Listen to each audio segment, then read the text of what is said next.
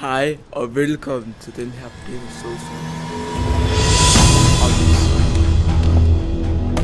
Bemærket, ja, den her video her, min egen stemme. Så skal jeg finde ud af endelig, hvordan det er at gøre det. Nu ved jeg det heldigvis.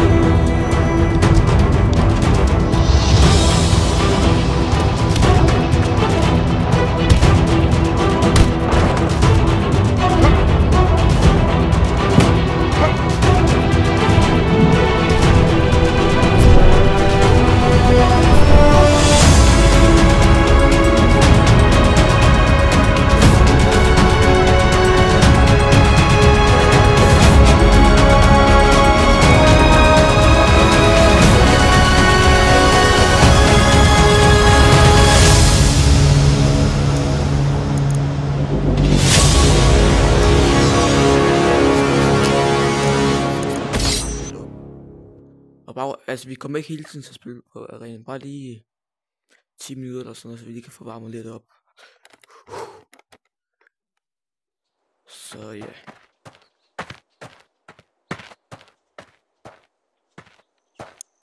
Så hvem skal vi... Lad os bare starte på et normalt hard mode her.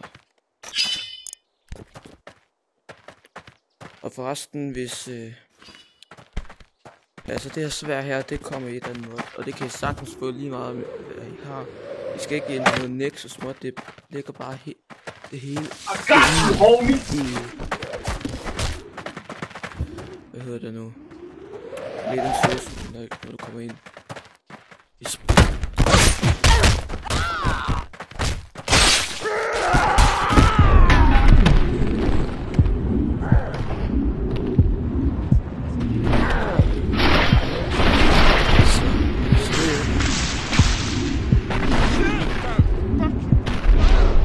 Det her slow motion, det er også bare noget med,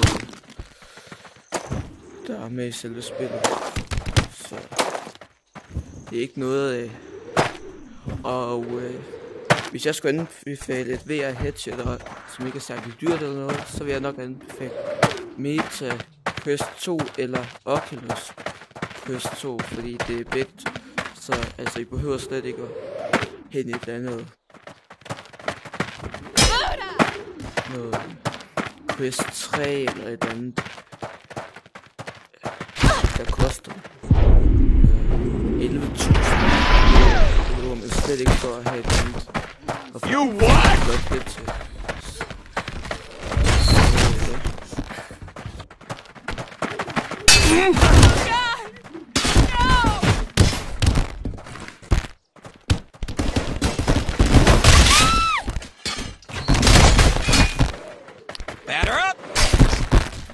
Sleep forever!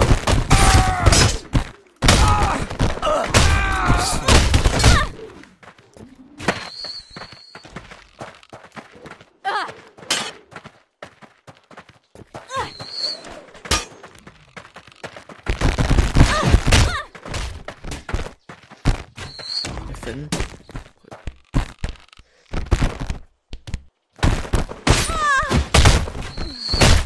Det var bare på den måde, jeg kraften bare lære det.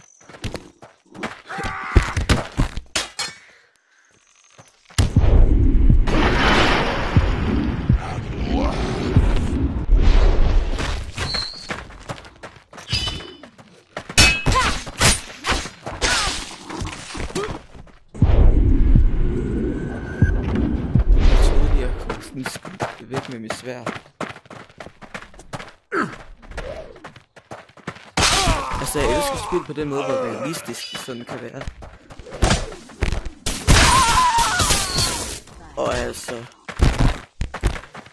jeg vil give jer ret i, det er ikke et børnespil, det her. Hvor 14 drenge rundt og siger. Og det er så mig.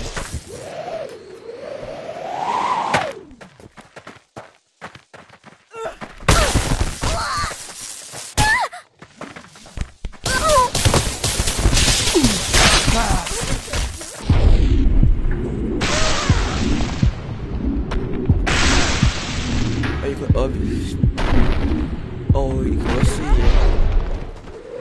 grafikken den er langt bedre nu, når jeg optager det for det her, i forhold til, når jeg optager det før. Og det er så fordi, at jeg har lært at optage det bare for selve headsetet, for først så brugte jeg den meta-app der, som man får, når man får sit headset. Så du skal installere på din telefon. Spille på headsetet.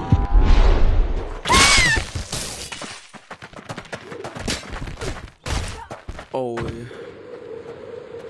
I kan jo skrive, hvis der er andre videoer, I godt kan tænke på at se.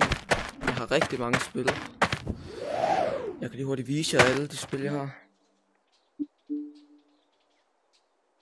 Så prøv at se. Jeg har Rec Room, Vader Immortal. Og det her, så det er en demo, så det kan jeg ikke spille. Så har jeg Noclip VR, Assassin's Creed VR. Og ja. Og jeg kommer også snart til at købe et nyt VR-spil. Det ved jeg ikke rigtigt. Men indtil videre kan jeg jo sige, hvilke spil det er, I godt kunne lide at se nogle spil.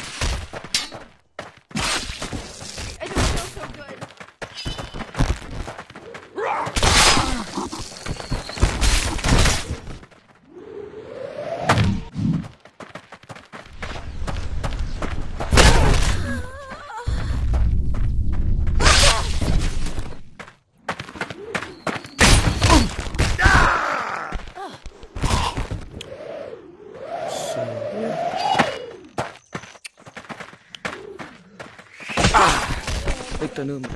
Det er røvhul, mand.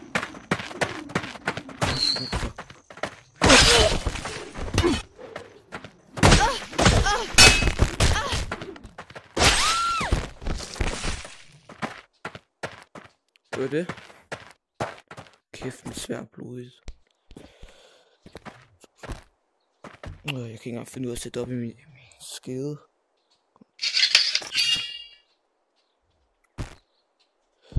Nu har vi varmet lidt op, ser det ud til. Kom nu. Kom nu, Phil. Prøv at gøre det nu her. Okay, nu er jeg ved at blive fucking sur. Sådan der, han har gjort det første forsøg.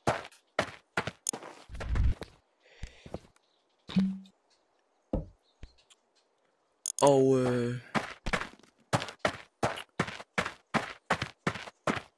jeg kommer også til at om nogle par dage, jeg ved ikke, eller uger, jeg ved ikke, hvornår jeg kommer til. Så kommer jeg til at lægge nogle blogvideoer ud. Fordi at, ja, det har jeg tænkt på i meget lang tid. Jeg skulle lægge nogle blogvideoer ud, og det har jeg så fundet ud af, det vil jeg gøre.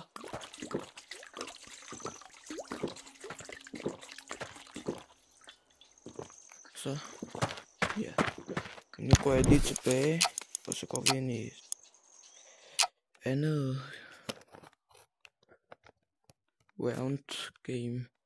Så ja, for nu har vi lige varmet lidt op i arenaen, ikke også? Så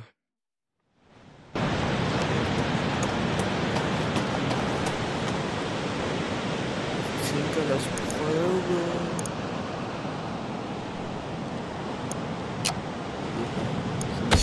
Slagmark.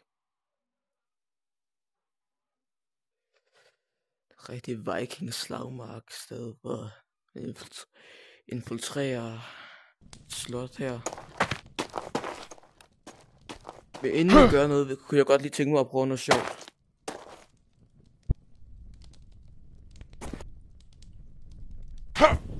Oh fuck.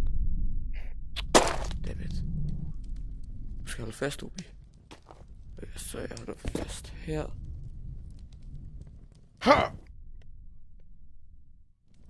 Okay, fair nok. Så ved jeg det.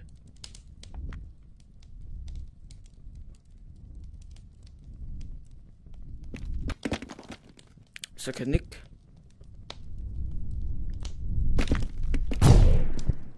Så vi bare går det dernede. Snart her.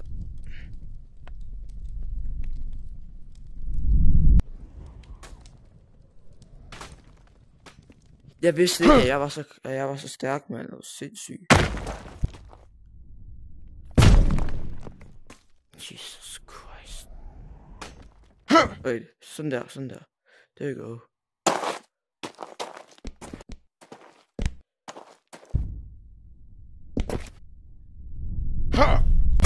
Okay, det kan man åbenbart ikke gøre. Så har jeg lige spillet 30 sekunder i liv.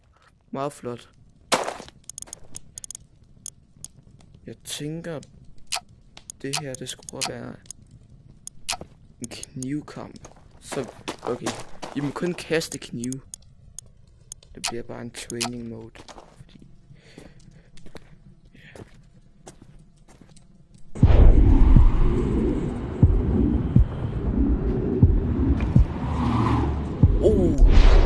Det var sådan en syg, du må give mig.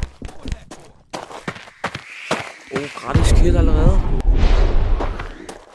Jeg ved hvad, jeg giver dig en chance, fordi jeg vil hellere springe dig i luften. It'll all be over soon. Why would you do that? Lige den der. Fuck.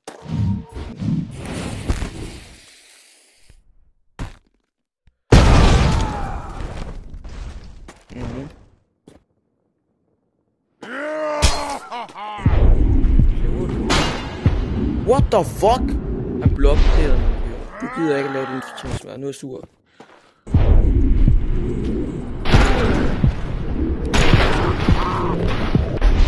I'm hurt.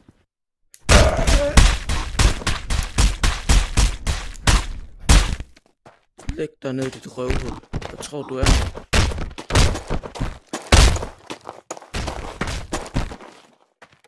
Donut. Fuck, den er lækker.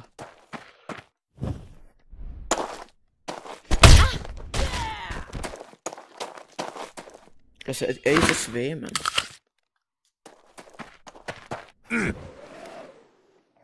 Jeg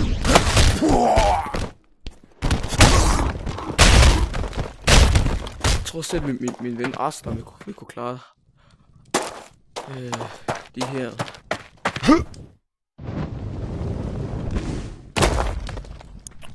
Nå, nu tror jeg lige, at jeg skal have det her våben her. Og ja, jeg ved det godt. I har bemærket det. Den vender åbenbart om, men det er fordi, at det her åbenbart er en skarpe side. Prøv at se. Hvis jeg gør det på denne vej her. Skider det ikke. Men hvad? Are you kidding?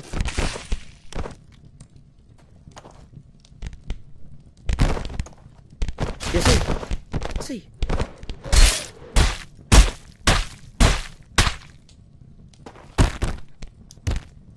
Så, ja, det er derfor.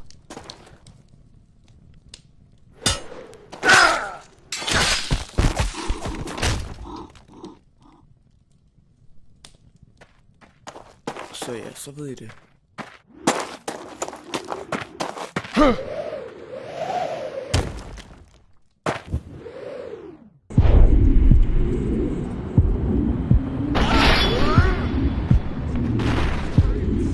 Og i dag fik jeg endelig tid til at optage video, og det er rigtig godt for.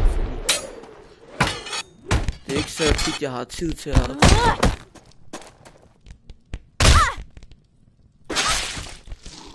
Hvordan føles det, at jeg går lige igennem dit øje, eller dit øre?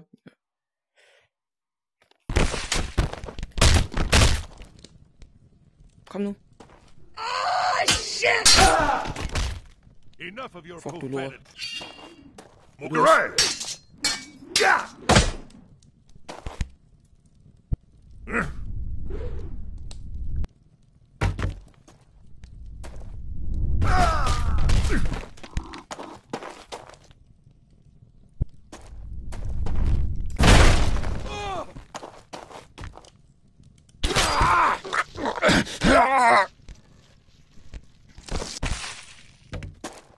Fuck I lort, mand. I stikker.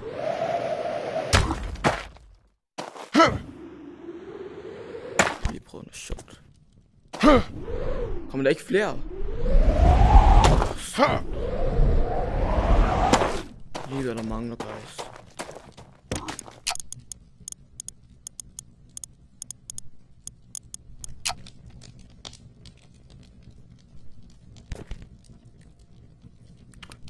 Cool.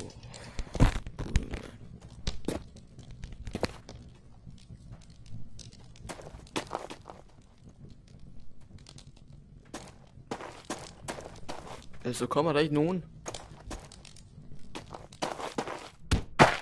Kom nu. Nå, der kommer der en.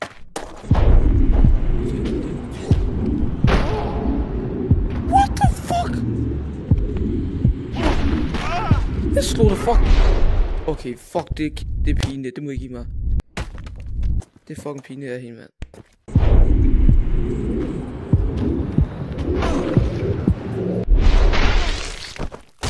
Fuck ja, det her er min nye yndlingsvåben.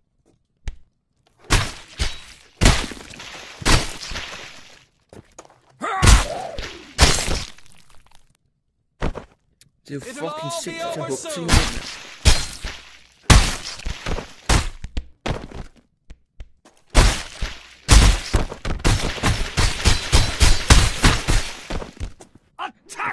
Kill you!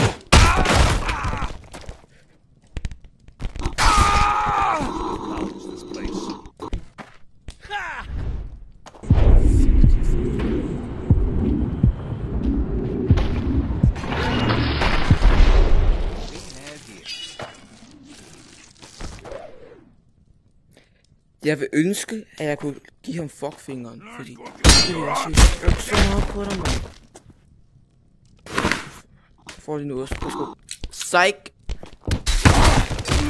Arrer du? Det kan jeg godt forstå.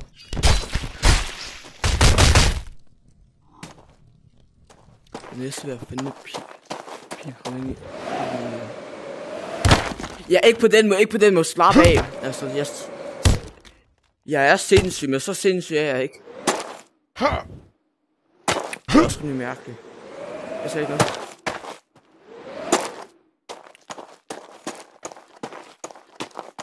Og Mohammed, hvis du ser den her video her, så mener jeg det overhovedet ikke på den måde der. Hvilket du gør.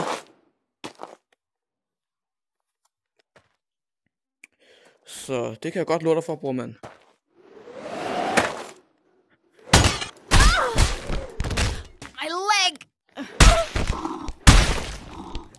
Det kunne også så epic, hvis jeg sådan lavede det på en måde, og så hugger jeg lige hovedet af.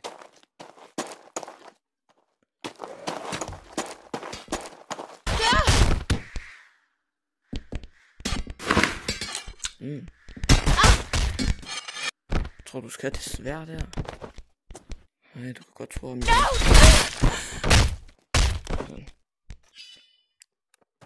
jeg hader når jeg kommer til det.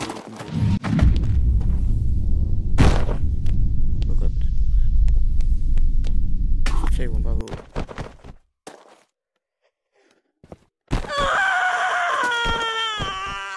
Ja, du kan bare brokke, du kan, men der skal ikke noget ved det. 3, 2, 1. Hvad fuck? Hvad er det sjove ved det? Stismung.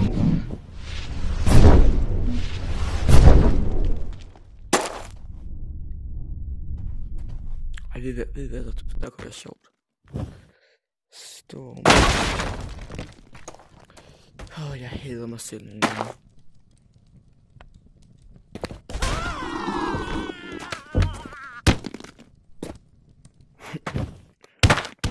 Oh shit!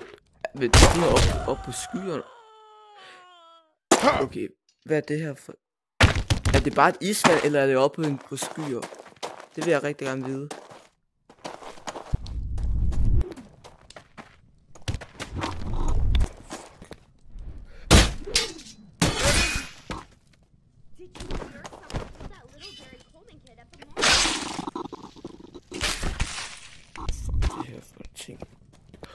Er det en af de her stødstave der? Ja, det er så meget, mand. 100%. Kom så, lad mig give et stød.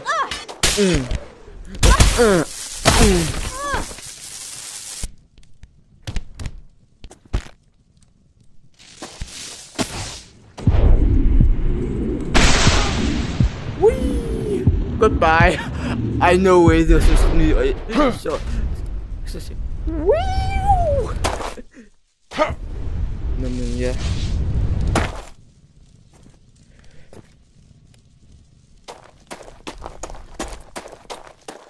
Men ja. Og jeg er meget ude efter at få et andet sådan Star Wars mod, jeg ser. Men altså, I må lige sige, altså, fordi sidst jeg har læst noget om det, så var Nexus mod lukket ned, fordi der var en fejl ved det. Og jeg ved ikke, hvis det passer, om det er mig, der har taget fejl. Men I må meget gerne skrive i kommentarfeltet, hvis det er rigtigt, og eller om det åbner op igen, fordi så vil jeg meget gerne installere nogle mods ind, så ja. Yeah. Så ja. Men jeg tænker, at jeg tager en kamp mere, og så ja, så tror jeg, vi slutter videoen for i dag.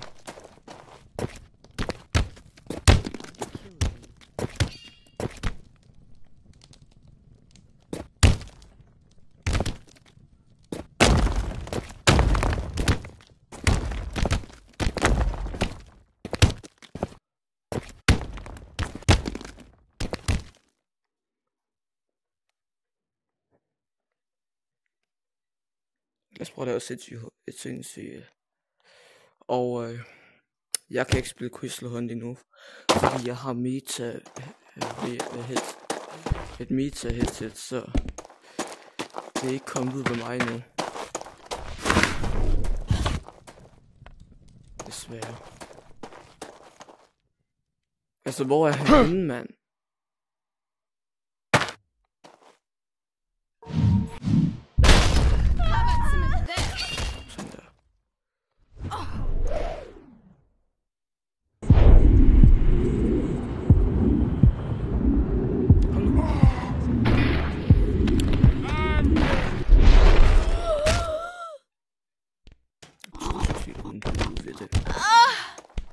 Du skal ikke sige de der mærkelige lyde der.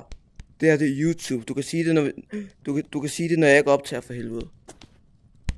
Jeg kan godt høre, det er så mærkeligt.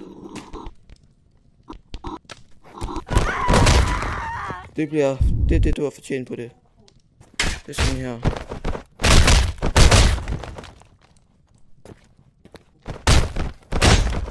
Skriv lige i kommentarfeltet, hvor mange knogler jeg lige har brækket på, inden ved at gøre det.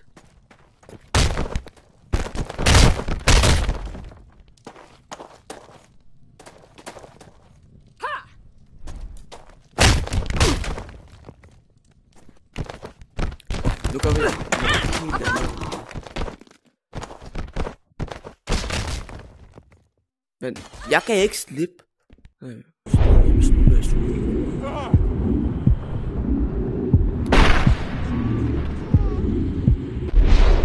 ost.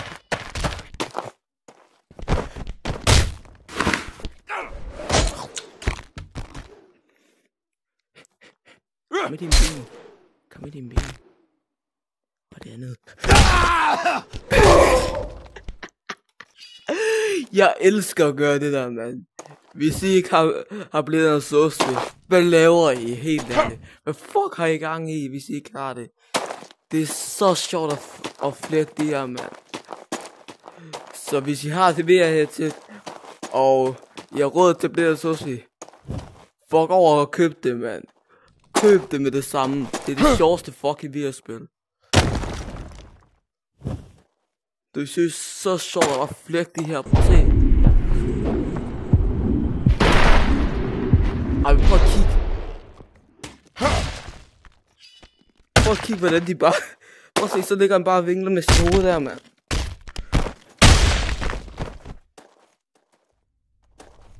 Og jeg kan løfte den. Og så... Altså, det her, det er ikke mod, jeg har. Og du kan hvis du gerne vil kunne... hvad hedder det nu? Løfte dem op, fordi hvis jeg ikke har det her... Hvis jeg ikke har det her gravity, som det hedder, så kan jeg ikke løfte dem op. Se, nu har jeg gravity. Prøv at se, hvad den der også kan gøre. Jeg tror, jeg har set det i min video. Godt, jeg ikke ser den mere, så... Nu viser jeg det lige. I kan fucking hive armen af, men hvad fucking sindssygt er det ikke? Så hvis I ikke har... hvis I har et VR headset, og jeg har råd til blænder, så køb det med det samme, mand.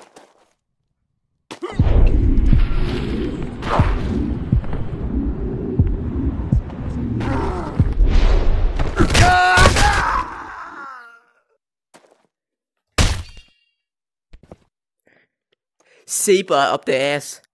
Blade up the ass. Sådan der, man. Tror du er.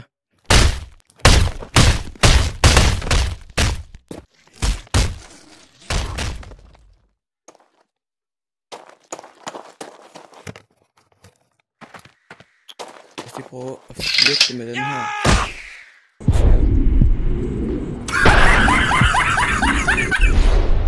Okay. Jeg har ikke prøvet den her med den her. Den fucker dem jo fuldstændig, mand. Oh no! Oh, dude.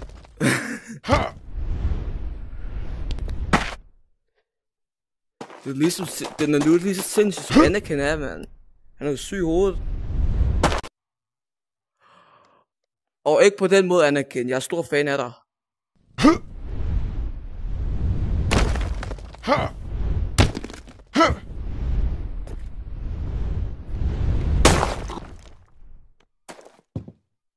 Nå. Jeg tænker det på dem. Så jeg går lige hurtigt tilbage. Sådan der.